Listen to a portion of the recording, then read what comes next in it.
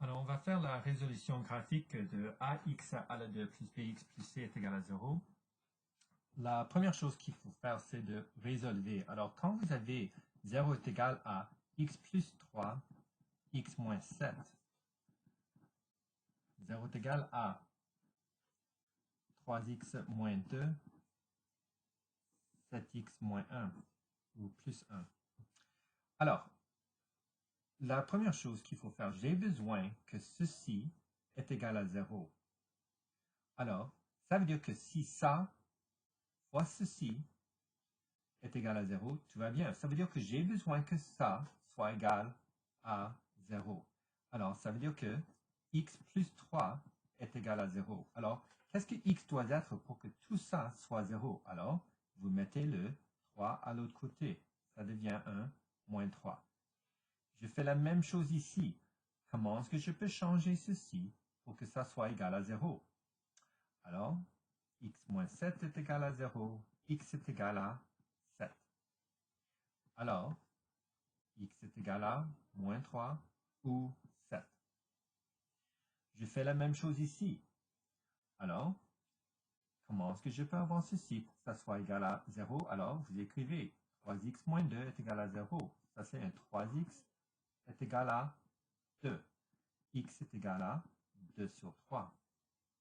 Et je fais la même chose ici. J'ai besoin que ça soit égal à 0. Je mets le plus 1 à l'autre côté, c'est moins 1. Et je mets le 7 à l'autre côté, ça devient moins 1 sur 7. Alors, x est égal à 2 sur 3, virgule moins 1 sur 7.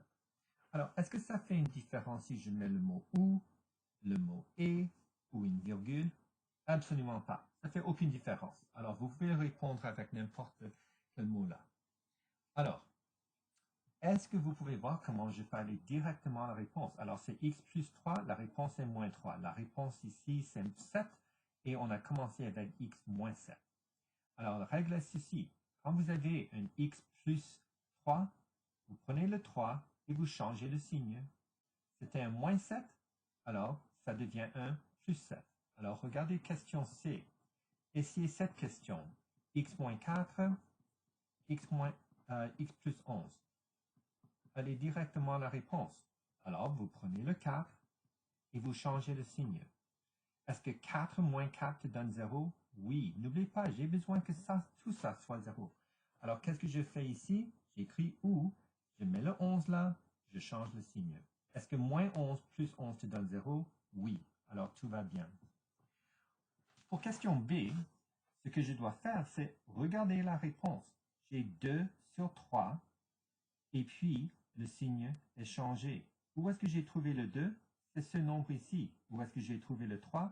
C'est celui-ci. Alors c'est ça sur ça, change le signe. Le 1 sur 7 change le signe. Alors c'est moins 1 sur 7. Alors essayez question D. 0 est égal à 5x plus 11 et 2x moins 13. Qu'est-ce que vous allez faire ici? Vous pouvez aller directement à la réponse. Alors, ça c'est un négatif 11 sur 5. C'est ça sur ça, change le signe. Ou ça sur ça, change le signe. Et puis vous avez fini. Alors, exemple 2. Trouvez les racines réelles. Ça s'appelle real roots en anglais. Alors, il y a 3 types de racines réelles. Premier type, c'est 2 racines réelles distinctes. Deuxième type, 2 racines réelles égales. Et finalement, aucune racine réelle. Alors, vous avez 3 cas. Alors, au point de vue graphique, c'est mieux si vous regardez les graphiques.